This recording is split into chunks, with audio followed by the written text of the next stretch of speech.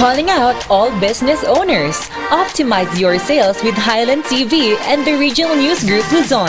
Establish through e-commerce and put out your brand with the fastest rising TV and free-to-air digital channel in the region.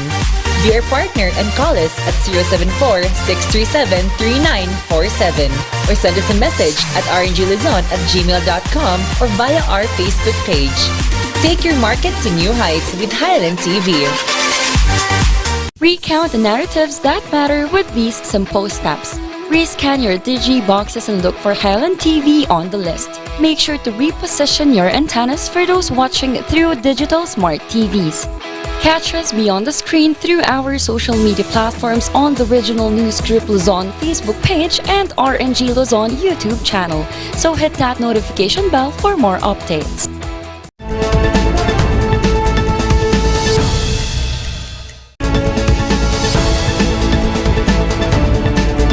Narito na ang mga nagpapagang balita. Banawe, Fugao, kasalukuyang nasa state of calamity. Ilang miyembro ng isang NGO na naghatid ng tulong sa Banawe, Fugao na aksidente habang pauwi. Sundalo, patay sa sagupaan sa Abra. 5 bangkay ng mga NPA nadiskubre naman sa Isabela. Philreca, sasampahan ng reklamo sa Ethics Committee ng mababang kapulungan ng Kongreso. Mga aligasyon, pinabulaanan. Mga mura at ligtas na pangontra sa dengue. Alamin. Soya coffee, ipinapakilala bilang alternatibo sa kape.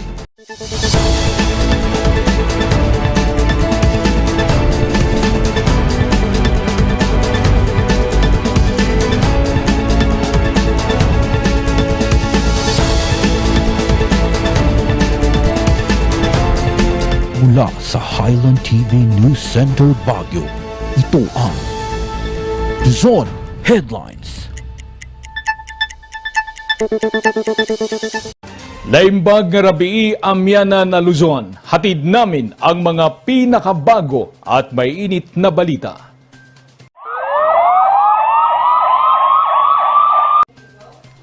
Patay ang isang sundalo sa panibagong sagupaan sa mga rebelde sa bayan ng Lacub, Abra. Magbabalita, Charles Limon. Matapos ang 15 minuto na putukan, patay si Corporal Arnold Gringo Sabdain na kasapi ng 24th Infantry Battalion. Ito'y matapos makasagupan nila ang mga rebelde na New People's Army sa bulubunduking parte ng Barangay Bunag, Lacub, Abra noong Sabado ng tanghali. Nagkaroon tayo ng pursuit operation, complementary operations para pigisin natin yung mga members ng KLG North Abra na siya nakasagupan ng 52nd Division Reconnaissance Company. And from that, ay nung last July 9, ay ang tropa nga naman ng 24th IB ay nakasagupa din ang miyembro ng KLG North Abra diyan sa may parte ng Barangay Buneg ng Lacub, Abra. Bago pa ang operasyon, nakatanggap na ang militar ng impormasyon tungkol sa presensya ng mga rebelde sa barangay. Noong ika-3 lang ng Hulyo, napatay din ang isang miyembro ng 52nd Division Reconnaissance Company na nagmamanman sa nasabing grupo ng mga rebelde. Itong corner at ang Lacub, Abra ay talagang boundary municipalities ito ng dalawang probinsya, Apayao sa kanang Abra. So, ayon sa report ng ating tropa, hindi lalampas sa 15 na miyembro ng KLG North Abra ang kanilang nakasagupa. Inihatid na ng militar ang bangkay ni Corporal Sabdain sa pamilya nito sa Caloocan City sa Manila. Patuloy pa ang pagtugis ng militar sa mga miyembro ng KLG North Abra. Charles Nicolimon para sa Luzon Headlines. 5 namang bangkay ng mga rebeldeng NPA ang nadiskubre ng mga sundalo sa Isabela. Magbabalita, Ren de Guzman.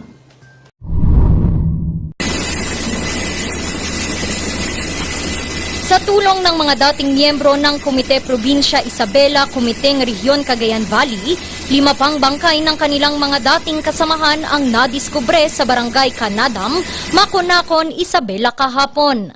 Dahil ito doon sa revelations and informations na ibinigay ng at ng ating former rebels, dati ng kasamahan diyan sa Kilusan, na sila mismo ang nagturo kung saan nila inilibing yung mga kasamahan nila na namatay dahil sa gutom at dahil doon sa sigalot na nangyayari sa kanilang hanay. Nag-ugat raw ang sigalot sa loob ng samahan nang mamatay sa isang engkwentro ang kanilang pinuno. Kakapatayan doon sa mga buong mga factions sa loob ng Kilusan dahil nga doon sa walang nagkakaroon ng leadership squabbles nila dyan sa kanilang hanay. Kinilala ang mga bangkay na sina alias Rigid Omawin Commanding Officer, alias Brad O. Iros Vice Commanding Officer, alias Dondon Vice Squad Leader, alias Monmon at alias Mambo mga miyembro. Sa kasalukuyan, ang kilusang ito na lamang daw ang tinutugis ng mga sundalo sa probinsya. Ilan sa mga miyembro nito ang una ng sumuko. Matatanda ang July 8, 3 bangkay ang nauna na nilang nadiskubre sa parehong barangay. Pagkagutom daw ang sanhi ng kanilang pagkamatay. Randy Guzman para sa Luzon Headline. Ang iba pang balita, nanumpa na ang 350 miyembro ng PMA Class of 2026. Magbabalita, Charles Limon. Mainit na binati ng mga kadete ng Philippine Military Academy ang mga bagong 350 na mga plebo na bubuo sa PMA Class of 2026. Gaya ng dati, sumabak ang mga plebo sa reception rights ng akademya upang mamulat ang mga plebo na papasukin nilang mundo. Doon pa rin, sir, yung ating threat of COVID-19, no? That's why we require them to report to PMA 10 days before yung ating reception day. To be the members Binubuo of the PMA ng class of 226 na mga lalaki at 124 na mga babae ang nakapasok ngayong taon.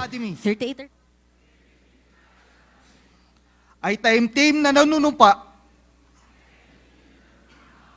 Natutuparin ko ng buong husay at katapatan. Naunang bumati sa mga plebo si Brigadier General Julius A. Tumines na itinalaga munang acting superintendent ng akademya. But rest assured that it will hone you to become professional military officers imbued with character based on the values of courage. At sumunod na dito ang mga kadete.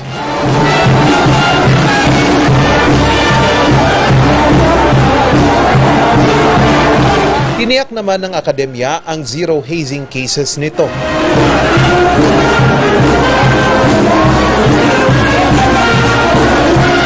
We make sure that all our world-class cadets will receive the best training that we have. So our cadets. Sa ngayon, nananatiling zero COVID cases ang akademya habang tinitiyak na bakunado ang lahat ng mga papasok na mga plebo sa akademya. Charles Nicolimon para sa Luzon Headlines. Be strong and proud members of PMA. Nasa state of calamity na ang lalawigan ng Ifugao. Tuloy-tuloy naman ang pagbuhos ng tulong sa mga nasalanta sa pagbaha at pagguho ng lupa. Ang buong detalye sa report ni Randy Guzman. Rumaragas ang tubig putik at pagguho ng lupa dahil sa malakas na pag-uulan. Yan ang naging sanhi ng kalbaryo na aabot sa 1,054 pamilya o 3,166 na residente sa Banawe, Ifugao noong Huwebes. 5 ang naitalang nasugatan at 5 bahay rin ang idineklarang totally damaged. Yung state of calamity po na ideklara nung Friday, July 8. And yung present situation po ngayon, continuous po yung clearing operations sa kalsada at mga canals and imbornals, including po yung mga household na napektuhan. So yan po ang movement hanggang ngayon. Dumagsa rin ang tulong mula sa iba't ibang mga ahensya ng pamahalaan at pati na mula sa mga pribadong organisasyon. Ang DSWD Field Office Cordillera naman bilang Vice Chairperson for Disaster Response ay nanguna ng mga maagap na response o mga tulong sa ating mga pamilyang apektado. Kasama na dyan yung mga family food packs na naibigay po natin. Ayon sa Provincial Disaster Risk Reduction Management Office, ang mga baradong kanal umano ang sanhi ng pagbaha. Basura.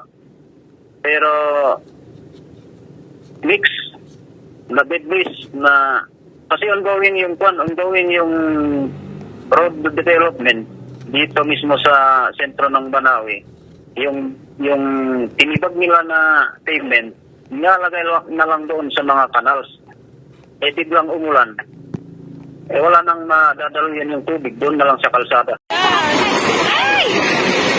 Itinanggi naman ito ng DPWH. Hindi yung totoo kasi meron tayong nasa DOD natin yung house cleaning. Kaya kailangan malinis na maayos.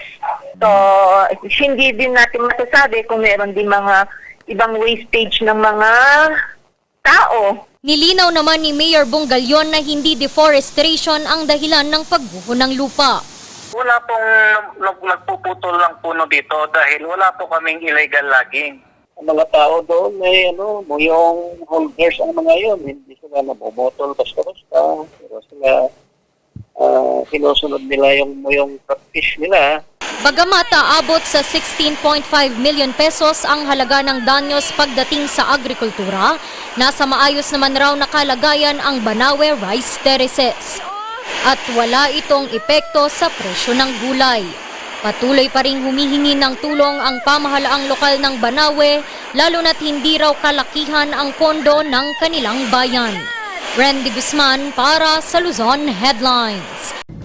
Sa kaugnay na balita, ilang miyembro ng isang NGO na naghatid ng tulong sa Banawe, Ifugao ang naaksidente habang pauwi sa Isabela.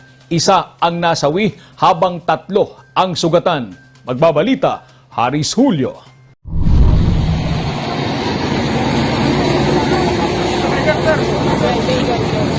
Gamit ang ilang extraction tools, maingat ang mga rescuer sa pagkalas ng mga nayuping bahagi ng pickup truck na ito kung saan naipit ang driver. Sumalpok ang pickup truck na minamaneho ni Lloyd Andre Erfe sa kasalubong na 10-wheeler truck sa bahagi ng National Highway sa Barangay Kakilingan, Cordon, Isabela, pasado alas 3 ng hapon noong Sabado. Nakasalubong po sila dito sa may malapit sa Carp area. Yung Mitsubishi Strada nag-encroach doon sa linya po itong 10-wheeler truck. Kaya po nakaroon po ng head-to-head collision. Inabot ng 10 minuto bago naalis ang driver at naidala sa ospital. Pero namatay din kinagabihan. Sugatan naman ang 3 niyang kasama na nakalabas agad ng sasakyan at tinulungan ng mga residente. Napag-alaman ng pulis na naghatid ang mga biktima ng relief goods sa Banawe, Ifugao na sinalanta ng pagbaha at pauwi na sana sa Isabela ng maaksidente.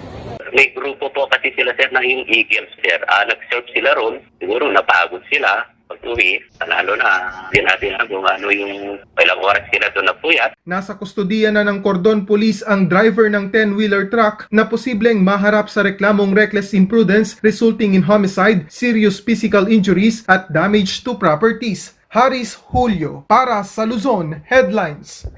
Habang patuloy naman ang paglobo ng populasyon sa Baguio City, pinangangambahan ng mga eksperto ang negatibong epekto nito, gaya na lamang ng pagbaha.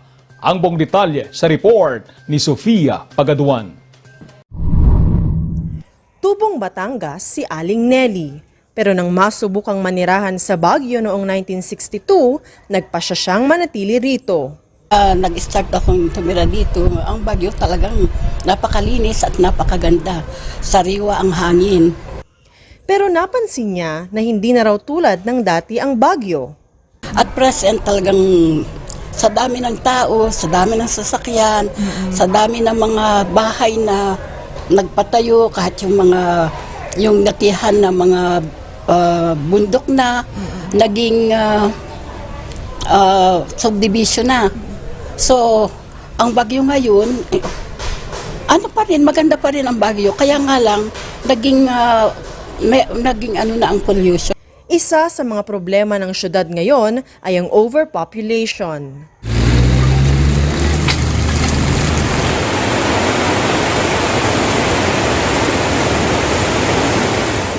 October 11, 2021 nang huling maranasan ng lungsod ang pagbaha sa mismong Harrison Road. Dahil sa malakas na ulan dala ng bagyong Maring, umapaw ang tubig baha. Parado kasi ang mga daluyan ng tubig. Pangamba ng City Disaster Risk Reduction Management, baka maulit pa ito dahil na rin sa patuloy na paglobo ng populasyon. Aside from the regular population that we're having, is the number of tourists also, the influx of tourists, which also adds to kung anong meron na tayo. Dumadami na dumadami. First and foremost, waste. Secondly, yung urbanization, as I said, construction left and right. No, especially, as I said, which affects our waterways, thereby also affects yung daanan ng tubig. Sa kasalukuyan, nasa higit 300,000 na ang populasyon ng Baguio. As much as possible is we protect the watersheds that we have left, yung mga greeneries that we have left, and we would like to also advocate for the urban gardening. Panay ang paghahanda ng pamahalaang lungsod para maiwasan ang pagbaha. Bahagi nito ay pakikipag-ugnayan sa mga international group para magbigay ng mga kagamitan at training material. Sofia Pagaduan para sa Luzon Headlines. Susunod, PhilReca sasampahan ng reklamo sa Ethics Committee ng mababang kapulungan ng Kongreso. Yan at iba pang balita. Abangan!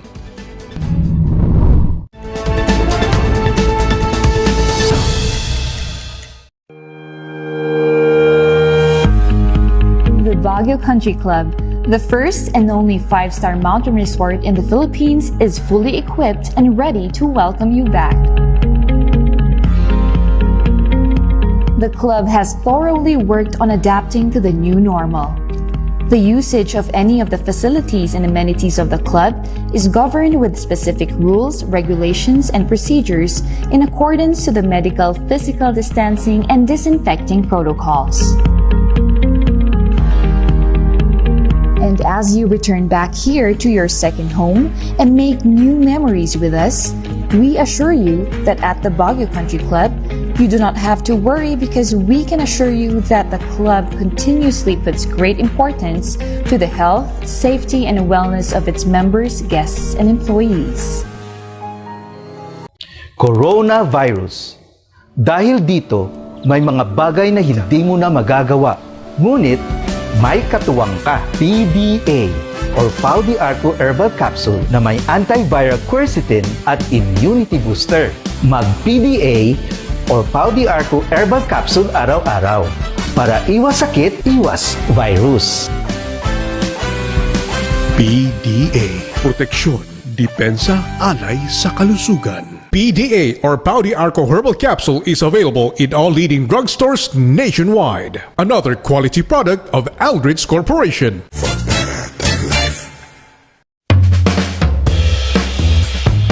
Yes! Ayos to! Ayos to! Pa, lakas naman ang tawa mo. Sino ba namang hindi matutuwa dito sa online shopping service at cash on delivery ng TG Home Builders? Pwede din mag-online reservation for pickup. Pa, ano yung sinasabi mo? Ma, mapapakabitan na natin ng tiles ang bahay natin. Pa, baka naman pwede mong isabay yung bubong ng bahay natin. Para sa quality construction materials, mag-TG Home Builders. Main warehouse and showroom at number 75 Ferguson Road, Gisad, Baguio City. Bukakan Branch at number 73 Bukakan Road, Baguio City. Marcos Branch at KM3 Marcos Highway, Baguio City. Sales Office Branch at number 221 Atab Marcos Highway, Baguio City. La Trinidad Branch at KM6 Batag, La Trinidad. And Urdaneta Branch at MacArthur Highway, Urdaneta City. TG Home Builders. We turn houses into homes. Ang maagang konsultasyon ay mahalaga sa pagpuksa ng sakit na dengue. Ngunit, ang tanong ng sambayanan, sapat nga ba ito? Masigasig, maliksi, protektado at mapagmatyag, yan ang dapat mong taglayin. Hanapin ang pinagpupugaran at wasakin ito. Hello? Nahanap ko na po yung lungga. Kailangan ko na po kayo. Sige po, Master. Suportahan ng fogging at spraying. Katapusan mo na, mosquito man.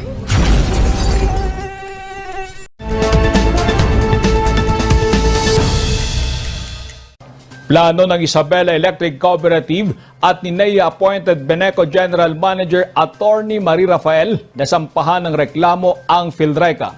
Kaugnay umano ito sa paggamit nito ng pondo ng mga kooperatiba para sa kampanya.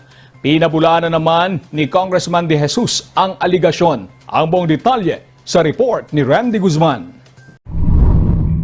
Dahil sa umano'y paggamit ng pondo at mga pasilidad ng mga kooperatiba para sa kampanya sa mga nagdaang eleksyon, sasampahan ng reklamo sa Ethics Commission ng Kongreso ng ilang member consumers mula Baguio City at Isabela ang kinatawan ng Philippine Rural Electric Cooperative Association Representative o PhilReca na si Presley De Jesus. Halos lahat ng electric cooperative ay hinihingan nila ng pondo. So si electric cooperative na kaibigan nila, nagbibigay without knowing ng member consumer. So maraming sa electric cooperative ang sumusuporta sa kanila para sa kampanya ho nila. Dito, and we have documentation from Facebook accounts dun sa mga paggamit po ng mga facilities po ng Beneco na andyan yung mga tarpaulin, andyan yung mga t-shirts na ginamit po during this 2022 elections. Nung campaign po ay nagamit din po ang South Drive Office. Ito ay malinaw umanong paglabag sa Republic Act 881 o ang Omnibus Election Code 95B at D na nagsasaad na hindi sila maaaring gumamit o manghingi ng pera mula sa mga kooperatiba. Hindi rin nila maaaring gamitin ang mga opisina at ilan pang kagamitan dahil ang isang kooperatiba ay dapat non-partisan. Na dapat ho, hindi nila gawin kasi wala ho itong approval ng member consumer na siya namang may-ari ng electric cooperative. Advocacy fund umano ang madalas nilang gamiting rason sa mga pondong kanilang itinutulong sa mga kandidato. Bakit ka papayag na yung pondo ng kooperatiba mo imbis na gamitin? Sabihin na natin kung advocacy, di ko ano advocacy, gamitin yon para palawakin yung advocacy mo, magkaroon ng information dissemination. Gamitin yon pagka may mga relief operation, pagtulong mo sa bayan kung saan na sinasakupan mo. Hindi para gamitin pangampanya ng isang political party. Mababawasan sana babayaran mo, maski lang sentabo, kung di nila ginastos yun. Di ba? So, consumers ang tatamaan pa rin dyan. Lahat ng ginagastos ng electric co-ops na useless and being used for other things just to make them happy is waste of money na tayo mga consumers pa rin ang magbabayad. Buwelta naman ni PhilReca Representative Presley De Jesus, wala silang hiningi. Walang ginalaw, walang tulong na ibinigay sa PhilReca party list. So yun ang katang isip ng nila. Ngayon, kung talagang may ginamit, magpakita sila ng resibo, ng mga may ginamit na pondo ng public funds. Wala rin daw masama kung sumuporta sa kanila ang mga kooperatiba dahil pribado at hindi hawak ng gobyerno ang mga ito. Sa susunod, para kaalaman talaga kung gusto nila, harap-harapan. Ako, against sa kanilang lahat. Mag-debate na lang kami tungkol dyan, no? Pero wala kaming sabi nga nila, the truth will set you free. Ang PhilReca ay grupong kumakatawan sa mga electric cooperatives sa bansa. Tutol itong maupo sa pwesto sa kooperatiba ang mga NEA appointee. Sinikap ng news team na makuna ng pahayag tungkol sa issue si Engineer Melchor Licoben na siyang itinilagang General Manager ng Beneco ng Board of Director pero hindi siya sumasagot sa aming mga text at tawag. Randy Guzman para sa Luzon Headlines. Patuloy na isinusulong ang organic farming sa Cordillera. Kaugnay niyan, 5 organic farmers mula sa bayan ng Tublay, Benguet ang kauna-unahang grupong accredited bilang certifying body sa rehiyon. Magbabalita, Sofia Pagaduan. Nagsama-sama ang iba't ibang mga organic farmers, advocates at practitioners sa katatapos lang na Regional Organic Agriculture Congress ngayong taon. Ito ay upang ipagdiwang ang kahalagahan ng organic farming sa buong Cordillera. So let's go to the principle of health. Alam naman po natin na ang ating mga organic agriculture products or commodities ay safe to consume. So that's healthy for our para sa mga consumers and even sa farmer mismo na nag-grow ng kanyang product. Second is yung sa environment. Organic agriculture technologies na ginagamit po natin sa organic farming or organic farming management ay nakakabuti sa kapaligiran, sa environment. So we are not harming the environment through organic farming.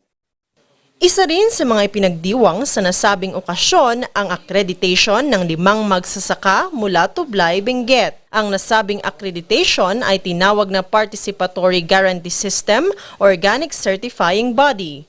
Isa sa mga magsasakang ito ay si Aling Concepcion.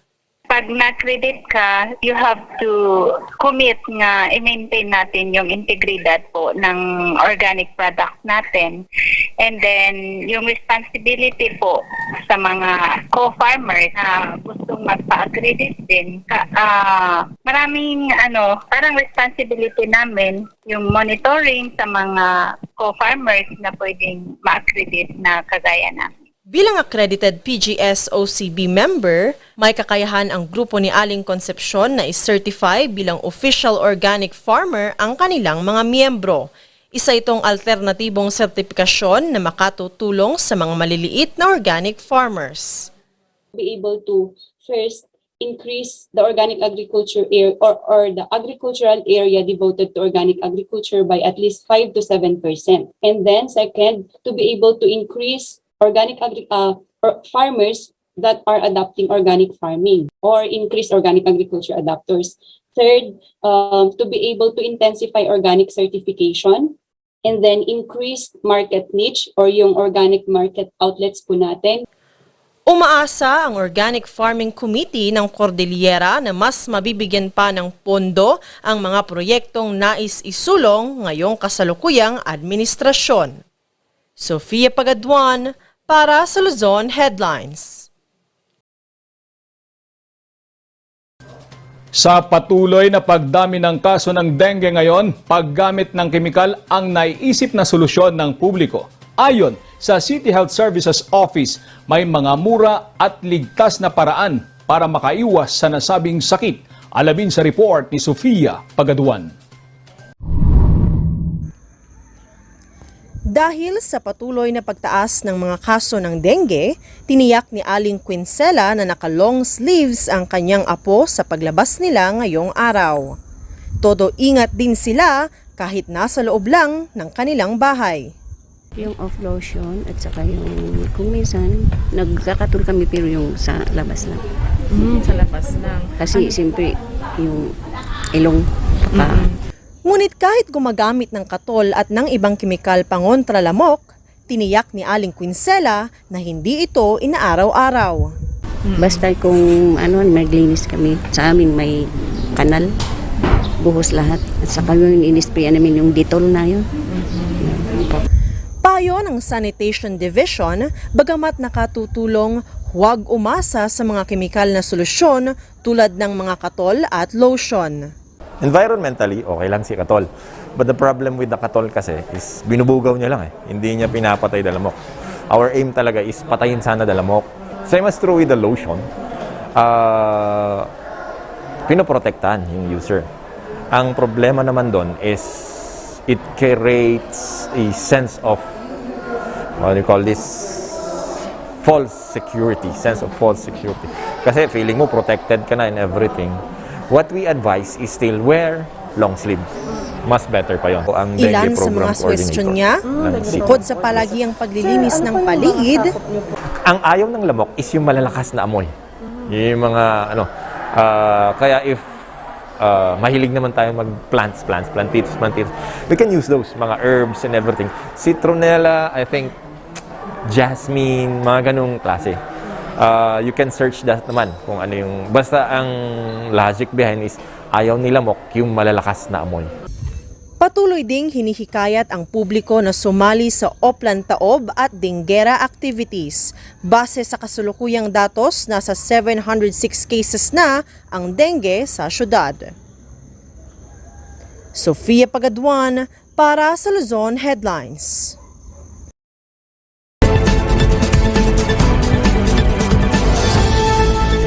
Our laws protect women even if they are involved in illicit affairs. So, meron tayong decision ng Korte Suprema na nagsasabi that even if a woman is just a paramour, she is still protected under the laws of the Republic, especially on violence against women, and as well as 7160, no, yung protection of women laws and even children, no. At there is a Supreme Court decision penned by Associate Justice Marvic Leonen na nagsasabi that the laws do not make any distinction between a legitimate spouse or a paramour when it comes to requiring protection doon sa mga batas na ito. This was a case where a man was married and he met a lover in 1979. He was only 47, but the woman was 20 years old. And of course, after several years, nagkaroon sila ng anak. But ultimately, yung kanyang common law partner started abusing her. And hindi na siya sinusuportahan. And in fact, even after getting into a common law relationship, the man continued yung kanyang womanizing. Ang sabi dito ni Justice Leonen, hindi pwedeng gawing depensa ng isang abogado, ng lalaki, na porke hindi sila kasal or porke siya lang ay isang paramour, hindi siya entitled sa protection ng 9262. And sabi nga, even if the woman is engaged in a forbidden relationship, this does not dismiss her dignity. And she will continue to be protected by the laws that values her and her children's dignity, and the laws guaranteed full respect of their human rights. This is the case of Estacio versus Estacio, where 9262 was ruled as not only for women who are legitimately married to a man, but also to the other women in the lives of that man.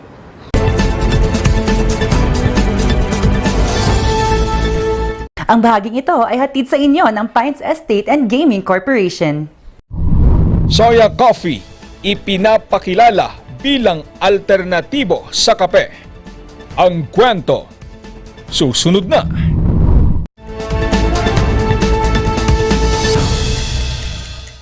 Ang maagang konsultasyon ay mahalaga sa pagpuksa ng sakit na dengue. Ngunit, ang tanong ng sambayanan, sapat nga ba ito? Masigasig, maliksi, protektado at mapagmatyag, yan ang dapat mong taglayin. Hanapin ang pinagpupugaran at wasakin ito. Hello? Nahanap ko na po yung nungga. Kailangan ko na po kayo. Sige po, Master. Suportahan ng fogging at spray. Katapusan mo na, mosquito man.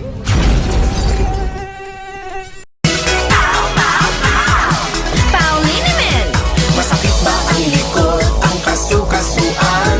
Namimitig o masakit ang iyong kalamnan?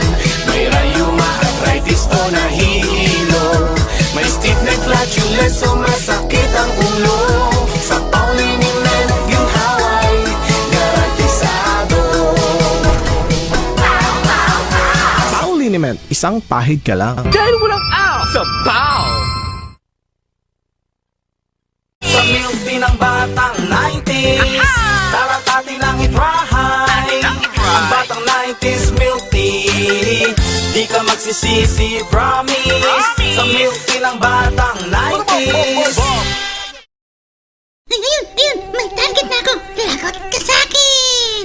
Sa panahon ngayon, dumarami na naman ang lamok. Oras na para mag-4S. Una, suyurin at sirain ang pinagmumulan ng mga lamok. Pangalawa, sarili ay protektahan laban sa lamok. Pangatlo, sumangguni agad sa pagamutan kapag may sintomas na ng dengue. Pang-apat, sumuporta sa fogging or spraying kapag may bantana ng outbreak. Pangalagaan ang sarili laban sa kagat ng lamok. Mag-4S tayo para dengue out!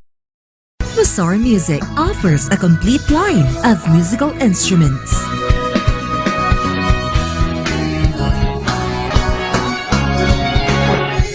Bazaar Music, Baguio's pioneer in online music and art lessons.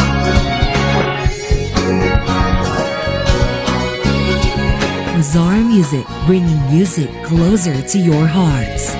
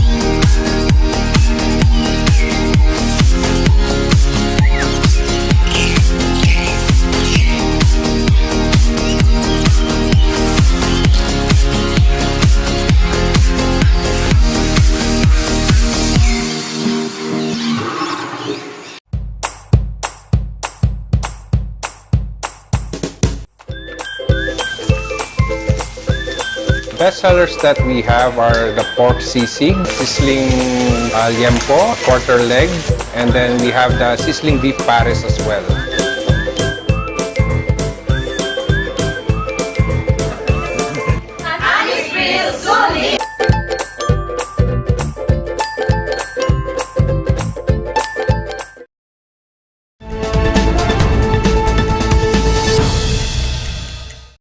Ngayon pong tag-ulan, swak ang masarap at masustansyang pamalit sa kape. Ito ang soya coffee. May kwento po si Charles Limon. Isa ang kape sa mga paboritong inumin ni Aling Gloria.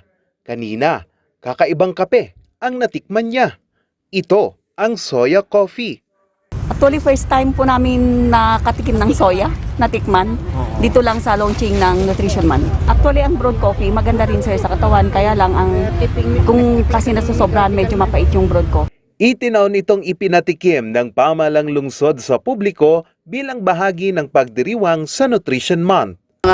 Sa mga taong may problema sa puso, which is yung nagpapalpitate sila dun sa may mga kape or caffeine side na hindi sila mahilig or yung mga ayaw nilang magpalpitate ang puso nila. Soya coffee is actually the better option, a healthy and the better option for all of you, for them. So, tamis na, hindi ko na kailangan ng sugar, no? Hindi siya mapait-pait, walang bitter na taste. Kasi pagkape kasi ano ba yun? Parang matapang yung dating. Yung caffeine kasi nalalasahan mo, diba? Pero maliban sa pagiging alternatibo nitong pampagising, madami pang magandang dulot ito sa kalusugan. Ayan, maraming mga effect ito. Like for example, this will reduce the level of cholesterol. Bukod doon, it would improve the heart health sa ating mga puso since this soya milk is an excellent source of potassium. And sabi natin, ang potassium, this is the major electrolyte of the heart. Ayan. Bukod sa magandang dulot nito, mas mura pa ito kaysa sa ibang mga kape. Naglalaro lang kasi ito mula 130 hanggang 150 pesos kada kilo. Pero ayon sa City Health Services Office, patikim pa lang ito sa ngayong buwan para sa pagdiriwang ng Nutrition Month. Maraming mga fair, no? May mga Nutri-Trade Fair, may land dance contest, information dissemination. May awarding po rin po tayo sa service awarding ng Baguio Nutrition volunteers, barangay nutrition volunteers, outstanding barangay nutrition scholar, and then the best performing barangay in nutrition, and winner of the Nutri-Song contest, no? Bukod sa soya coffee, pwede ding subukan ang iba't ibang alternatibo sa kape kagaya ng lemongrass tea na mainam sa tiyan at pampabawas ng timbang. Charles Nicolimon para sa Luzon Headlines.